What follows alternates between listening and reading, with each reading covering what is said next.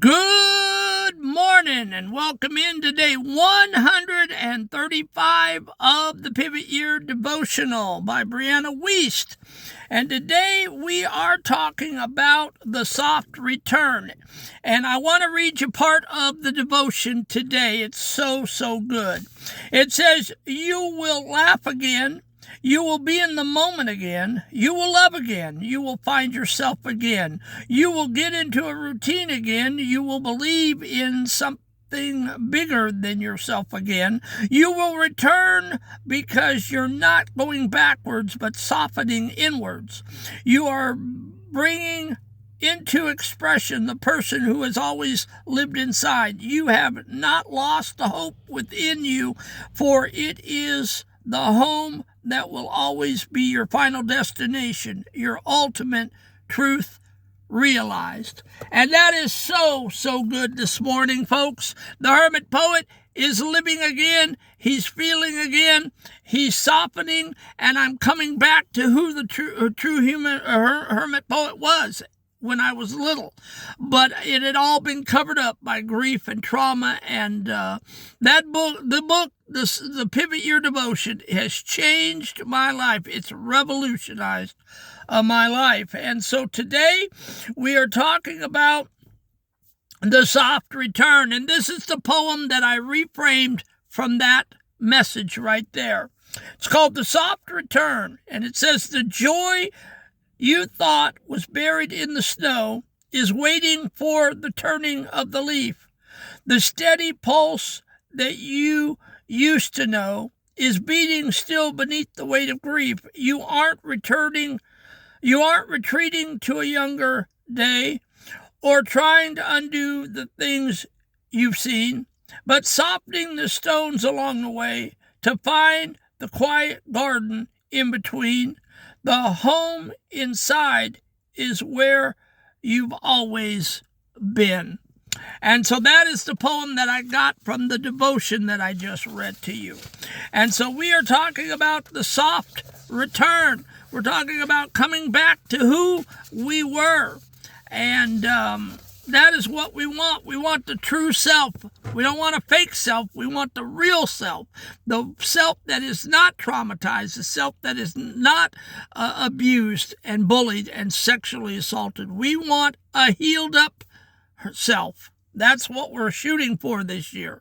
We're looking to be better at the end of the year than we were January the 1st. And hopefully that is happening for you, because I know it's happening for me.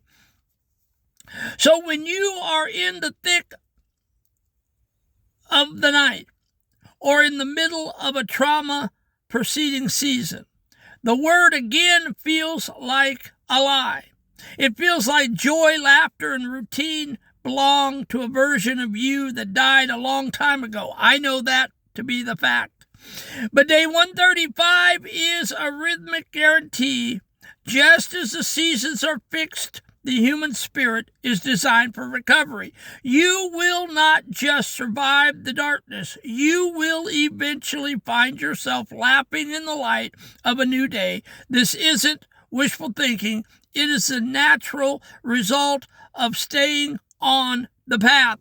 And that's what I did for 50 years. I stayed on the path, and I let my Maker, I let God do His work in my life. I thought I was going to lose my mind.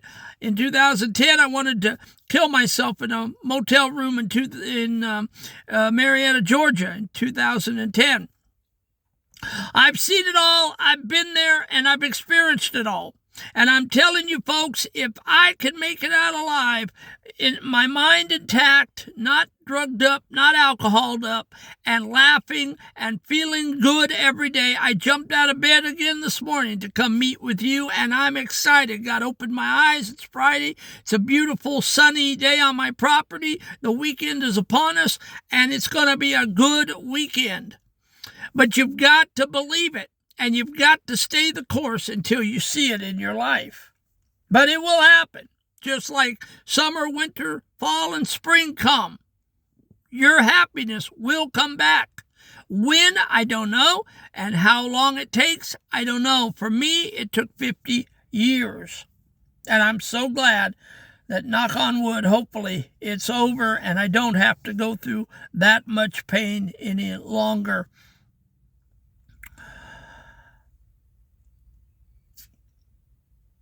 Going backwards. We often mistake healing for trying to get back to our old selves. We want the innocence we had before the trauma or the energy we had before the world got heavy. But you can't go backwards. Time only moves in one direction. The result is actually a softening inwards. It's about taking the hard protective shell you build to survive and allowing it to become pliable again. You aren't losing the lessons of the struggle. You are simply allowing the person who lived through the struggle to finally take a breath and express who they always have been. And that is what I'm doing. I'm exhaling. I'm taking a breath and I'm exhaling for the first time in my life. I am the true self of who I was. I'm relaxed. I'm calm. I'm not thinking negative. I'm not rehearsing and dressing and rehearsing my pain and abuse anymore, except when I come and teach here. So my life is really, I could say, I am my true self now. I am who God wanted me to be this entire time, but I was so bogged down with my pain and trauma and distress that I couldn't see the top. I was touching bottom.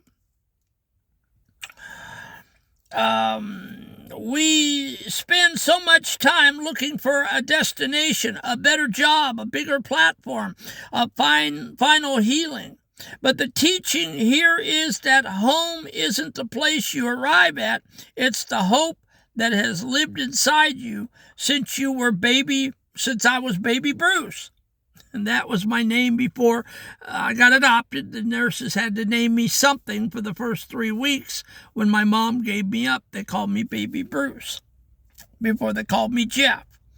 It's the ultimate truth that no matter how many times you were adopted, moved, or hurt, the core of you remain intact. You are returning to that center. You are realizing that the peace you were hunting for was the one thing you never actually lost. I never lost who I was. It was just buried in all of the belt beatings and all of the verbal assaults and all of the school bullying and all of the crap that went on in my life. It just got buried and it got lost deep inside of me. And I had to finally, when I wrote those 600 poems and threw it all up on paper, the true self came up on paper with me. And all of that stuff that was pushing me down finally came up. Part of the return is the restoration of your faith, not just in a religious sense, but in the belief that your life has a specific poetic purpose. When you soften, you stop fighting the universe and you start flowing with it. You begin to see I began to see that my 600 poems and my ministry aren't just tasks, but the expression of a bigger something that chose you to be its voice. You are returning to the knowledge that you are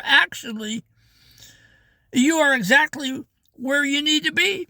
And when you get your healing and you get on the other side of your grief, pain, and abuse, you will see that you are where you should be. The application. Affirmation. Identify one thing you currently feel you've lost. Your sense of humor, your peace of mind, your ability to trust.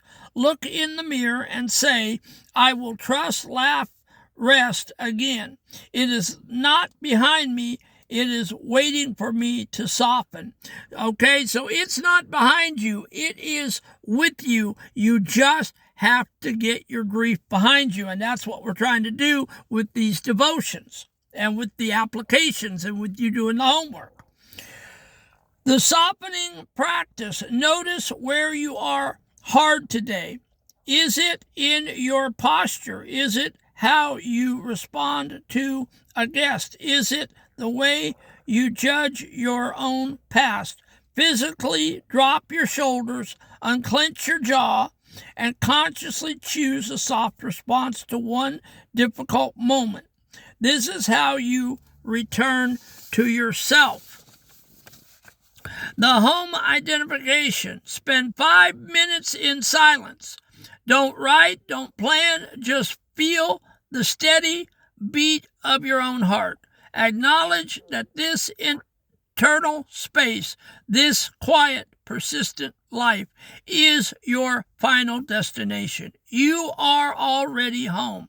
The routine reset. If you felt chaotic or untethered, pick one tiny routine to reclaim today. Whether it is how you make your coffee or the time you sit down to write, treat that routine as sacred. Act of returning to a stable life. Believe that the small structures is part or something bigger. So basically you are going to return to yourself through the small acts that you do. And that was the devotion today. The soft return. And you will get there. I promise you. The hermit poet did, but it took me 50 long years and a miracle in my life. But I have arrived, and my life is totally 100% different. And yours can be too, but you've got to work the plan. Get you a piece of paper, and these are all in a playlist, and you can sit and you can go through all 135 of these devotions with your pens and papers and notebooks, and you can re-watch them. They're 14 minutes long, and you can do the application steps. And along with praying and journaling and reading a religious text of some sort, I think that you will start to move down the road to your healing. I know I have. Okay, this is not prosperity gospel. This is not think it and grow rich. This is not trying to improve your inner self so that you're good enough to be healed. This is actual stuff you can do, and I set it up to where this is meat and potatoes. This is actually stuff that can be done to move you along. And then come January of 27, we're going to pick something else. I've got a few topics that I've got in mind, and we're going to do another year on a different subject. So what we're trying to do this year is heal you up inside. And then we're going to talk about other devotionals next year and the following on practical stuff for the outside of you. But we got to get you set up inside, and we got to get that grief out of you before you can truly work on anything in the world around you. Okay? And again, maybe get you some paper this weekend, and you say, but I'm not a poet. I wasn't a poet either. But I'm not a writer. I wasn't a writer either. And just sit with that paper and see if maybe a thought doesn't come to your mind, and see if maybe you don't have a poem in 10 minutes. Okay? Just see. It may happen for you the way it happened for me, but again, it may not. God is no respecter of persons. He will heal you like he healed me. All right, let's give a round of applause. We are student 269 came on board yesterday. We are one student away from 270. One. So come on, guys. Make this hermit poet happy and give me one more subscribe and one more like. Excuse me. We are headed for 500. And if we keep plugging along, we're averaging about 40 students a month. 38 point something students a month are signing up. And so I believe if I figured the math right, I think by December of this year, I think we should have our 500, but I'm hoping that it doesn't take till December. The quicker I get to 500, the quicker I get to 1,000, the quicker they open the algorithms and the more people I can reach. And I'm trying to reach thousands of people with this message of healing. Okay? The Hermit Poet is here to get you healed up. I love you, and I pray for you guys, and I pray for your healing, and I hope only the best for you. Go out there today. It's Friday. Thank God it's Friday. Go out there and show up and show out on your jobs, to your family, to society, and let them hear you roar. Okay? You matter to God. You matter to me. And let's start living our best life now. I'll catch you tomorrow. Have a great day.